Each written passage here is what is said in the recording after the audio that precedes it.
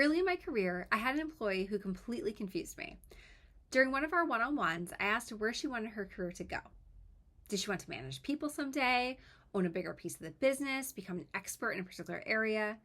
She paused and said something along the lines of, I just want to do this job. That was it. At the time, I couldn't understand her answer. I had spent my entire career surrounded by entrepreneurs and ambitious startup employees. Everyone seemed to be chasing something: a promotion, a bigger team, more responsibility, the next challenge, a bigger budget. I assumed that's what everyone wanted.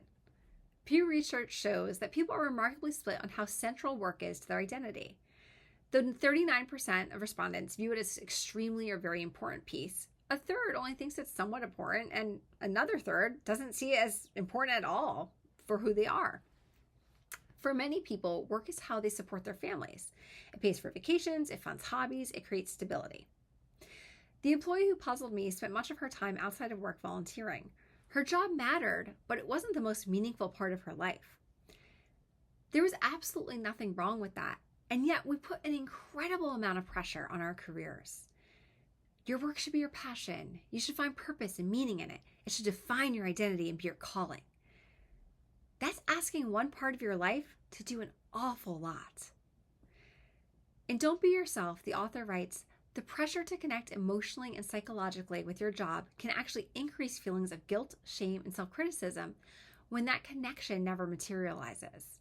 In other words, expecting work to fulfill every emotional need may leave us more dissatisfied with perfectly good jobs. Whenever I hear college students or young professionals worrying that they haven't found the thing they're passionate about, I wonder whether we've accidentally set the bar impossibly high. Sometimes a job is just a job. That doesn't mean it's a bad job. It doesn't mean you've settled. It doesn't mean you're wasting your life. It simply means you're getting something different from it than someone else might. Think about The Devil Wears Prada.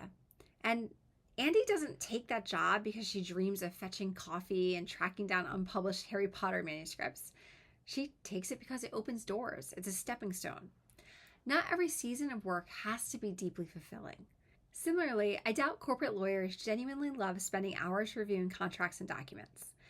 The work can still provide an intellectually challenging career, financial security, incredible colleagues, and opportunities that make the less glamorous parts worthwhile. That's enough. We don't need to pretend every task we perform is overflowing with purpose. Every career and every role has less exciting stretches, even careers you love. Purpose doesn't have to come from work. It can come from raising children, practicing your faith, running half marathons, volunteering, traveling, painting, coaching, Little League, writing, or building relationships with the people around you. Work is only one part of a meaningful life. Somehow we've started acting as though it should be responsible for all of it. That doesn't just make it harder to feel satisfied with our jobs. It may also make us less resilient. When your identity is completely wrapped up in your career, a layoff isn't just a loss of a paycheck. It can feel like the loss of who you believe yourself to be. A promotion becomes validation, a rejection becomes personal, a company restructuring becomes an identity crisis. When your life is built on more than your job, work still matters. It just doesn't get to determine your worth. That seems healthier. If you have a job that pays your bills, treats you well, keeps you learning, and gives you the freedom to build a life you love outside the office, you aren't doing work wrong because you're not passionately in love with it. Sometimes your job is just your job, and sometimes that's exactly enough.